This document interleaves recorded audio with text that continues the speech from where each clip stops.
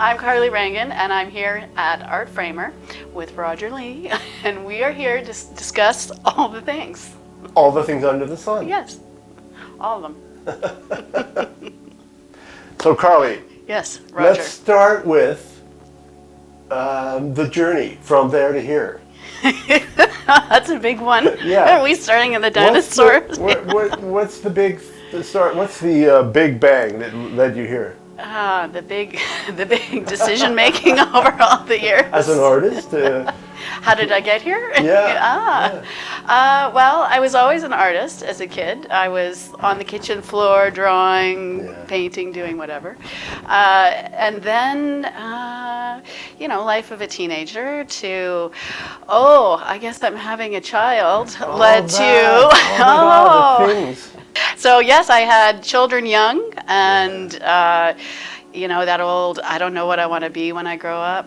I still fall under that category. Right. But the school system was an option to dive in and become a teacher assistant. My kid's dad was a teacher. Yeah. So it was a good fit. So I did that for 16 years.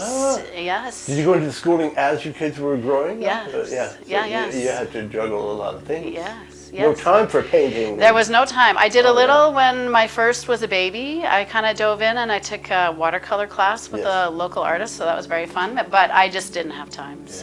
Yeah. So I did that, and then I just decided I needed to change, and so I left the school district. A friend of a friend actually asked if I wanted to start in interior design. She was starting up a company. So I said, okay, I don't know much, but I can make headboards out of, wood planks and stuff. Yeah. So I dove in, learned a whole bunch of stuff. You went right into sort of carpentry. Well, I mean, I would muck around with activities and stuff at home, like projects. Oh, okay. I was married to a teacher. It was a lot of let's do stuff at home. Do it myself. So I did a lot of that. Yeah. So and then interior design for 15, 16. Well, I consider I'm still kind of in it because I still kind of help with styling and such. But so almost 20 years and self-taught. I used to peer over at the floor plans and just watch and try to figure it out what they were talking about. Right. So that was good. It was again very artistic, creative. So no longer working with kids and behaviors. Now adults, creativity. So it was totally different spectrum. So I've enjoyed that. I continue to enjoy that. But I was feeling like there was a niche that was missing, and because I've always loved art, I decided, I'm just going to take a break. And so I kind of closed down my design business and took an online art course, Milan Art Institute down the States. Right. Yeah, so I finished that up and I'm still painting, and now I'm kind of doing both. Excellent. Yes. What a nice arc, yeah. To pull together different things after you've really gotten into either one. And Yes, and the kids are a little older and more independent. Empty nester now. Yeah. I could be a nester too. Come, children. They're all out of the nest. I was empty Esther before I started painting. Now I was in the nest. Now I'm a different nest. Yeah. And how about you? How did you get here? To start from where to there. Yes. Because now you're here in your art framing studio. Yeah, I'd been devoted entirely to making my own music since I was a teen. Folk and rock and singer-songwriter, and moved to Toronto to dive headfirst into it. Fortunate to find a beautiful local music scene in the 90s that still makes me quiver with it. And I'm still connected to some of these people as long best friends. As you get older, you got to get more practical because music, there was always more money going out than ever coming in. Mm-hmm. And not sustainable. So I would jump from odd job to odd job in between kind of thing. But eventually, thank God, my cousin Janet had started a picture framing shop in Vancouver in the 90s. And I would help her out occasionally. And then by the mid-2000s, I was hired on as her right-hand guy. And yeah, more and more into it. And then the last 10 years, full-time working at the picture framing nook in a furniture showroom. Oh, interesting. A fellow who'd been making beautiful handmade furniture for the community for decades. And where was that? That was in Vancouver. Oh, okay. Yeah. So last year I'd had it with Vancouver and other things. I mean, post-COVID changed everything. It changed the world and made everything much more difficult to afford, the cost of living, employment challenges with that my partner had, and just hitting the wall after 30 years in Vancouver. So I've had enough of that. We moved here to be back home with my family and people that I've known here for a long time. Well, the Okanagan's a nice place. Yeah, what a beautiful, beautiful valley. Incredible scenery. And so many painters here. There's so many artists because I guess how can you resist? When right? There's so much inspiration. Yeah. Yeah. Yes. Any season, Yeah, I love it. Yes, I know my favorite's landscapes, abstracts. Yeah, we can you can take aspects of what we're seeing out there, the hillsides, and even I'm seeing the burnt out trees and things. And that I just was intuitive painting. So I'll just look at pictures and get kind of an idea, and then I just go with it. Beautiful. So and they tell me, is there a blue moon coming up? Is this what I hear, or a full moon? I know there's a leap year. Is that related? No. I don't know. Is it a leap year? Oh, well, that one there is the blue moon. Oh, okay. But I also think, of course, your ever-present aquamarine. Oh color. yeah, I can't help myself. There is actually not this lake, not the Okanagan Lake, but Kalamalka Lake. Kalamalka, there's a ton of it. Has got that color in it, and I never know why, but it's a magical. Yeah, there's a thing about that. It's not tropical at all, but it's got that. It feels like it is.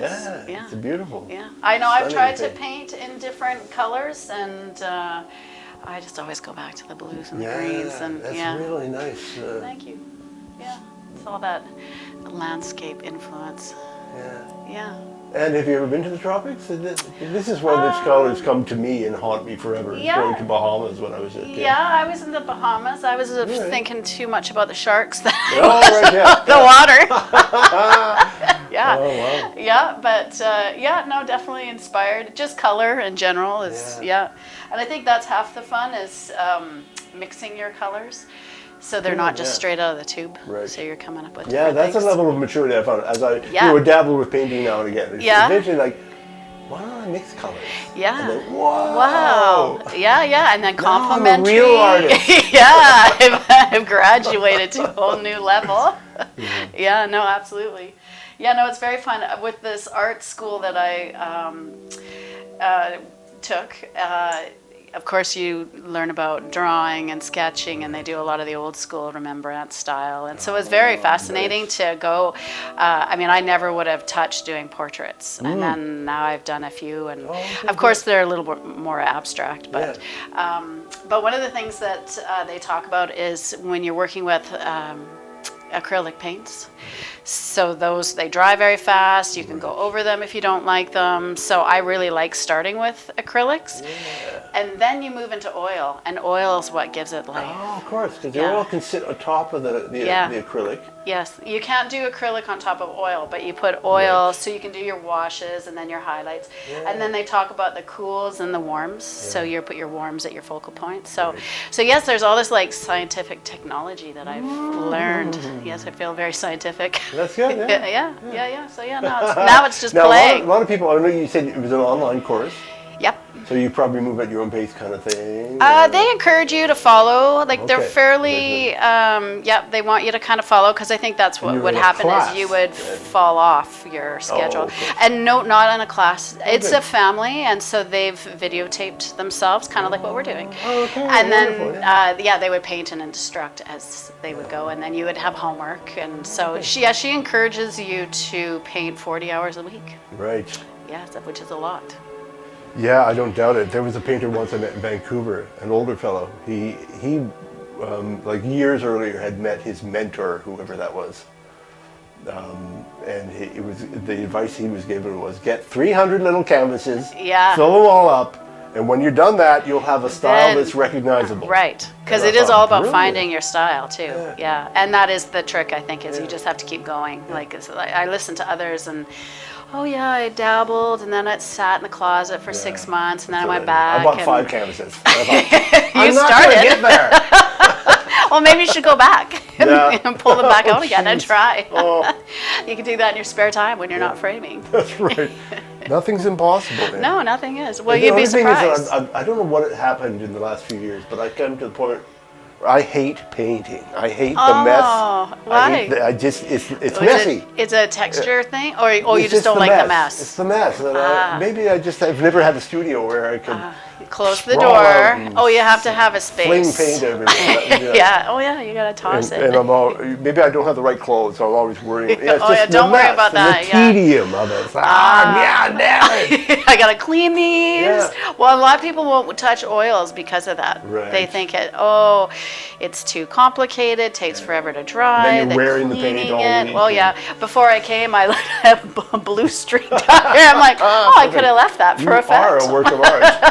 Yeah, there we go. Just dabbling. But it's really not bad. You get your own rhythm. But yeah, I have my own studio, so I can just close the door and see ya. Yeah, and I don't always clean my palette the day of. That's right.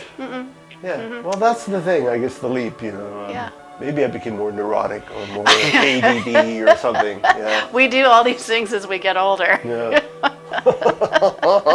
We get quieter, Yeah. slower. And we don't see it. Nobody told us. Nobody talked about any of this. It's weird being in your 50s. Yes. I wouldn't say that about you, but there's so I would agree. much about the 50s. My siblings too. We're all in the same age group. It's like, why didn't anybody tell us these things? Right? All the things. I know, this transitionary period.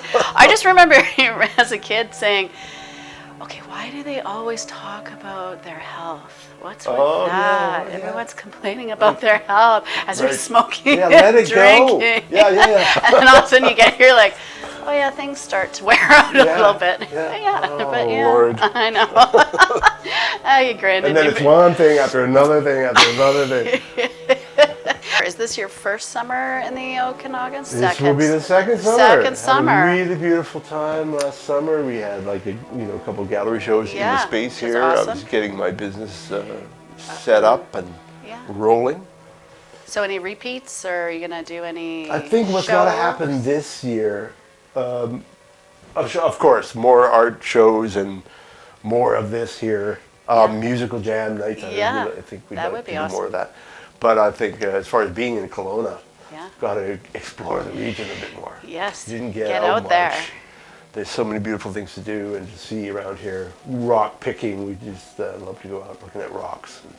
Yeah, cool. There's so much to explore. Well, yes, and tons of wineries and hiking and biking Yeah. and all the things. There's all the things. All of the we things. are in the area of all the things. I wish I could remember the name of the winery. A little south of us here. I went with my sister to. Is it in West Kelowna? No, this side. Oh, okay. Can't remember. There's a little apple orchard on sort of in the hills. Yeah. And there was a kiosk set up with a fellow and his ukulele and his Hawaiian songs. Oh, okay, cool. In the kiosk, and we would go under the trees and sit in chairs in the middle of this orchard to listen to this Hawaiian music. Oh, fantastic. Beautiful stuff going on here. And there's tons of that, and tons of, I guess they call us the second Napa Valley. Could be. Yeah, but lots of musicians that go and seek out these places. Breweries, wineries, yes. And as I've been hooking up, meeting other artists nowadays, and the Kelowna Arts Council, we know that there are bridges to be built between visual art and the wineries. Yes. There's a lot of wineries that show local art, and absolutely. maybe there's an art tour. Yeah, that would be the little galleries amazing. that are open in conjunction with wine or something. A free glass of the wine. more you drink, the better it all looks, right? And they're willing to buy. They'll put out their wallets. Oh yes, let's go. So, what are the current projects that you've got on the go?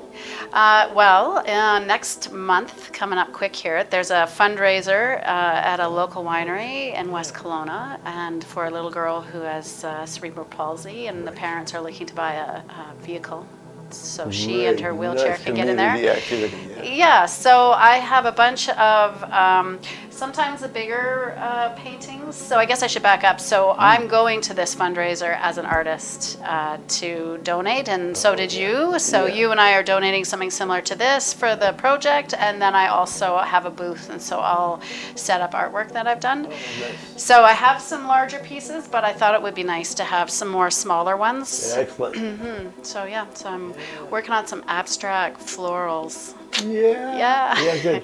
So I'll get back to that later. Instantly, I recognized cohesive strength at whatever size you're doing. Thank you. I don't notice with everybody. Some people that are doing the big stuff and they suddenly go small, and it's like, where's all your magic? Or vice versa. But you really translate. Well, thank you. It is a bit of a mind bender, and actually one of the practices that we did, not again 300, but we had about 10 or 11 little canvases set up, and to do them all at the same time. So this guy was actually one of those. So that does something else to your brain too, because now you're kind of like, okay, I'm over here, and then I'm gonna take this color, and then I'm gonna go over here, and so that's fun.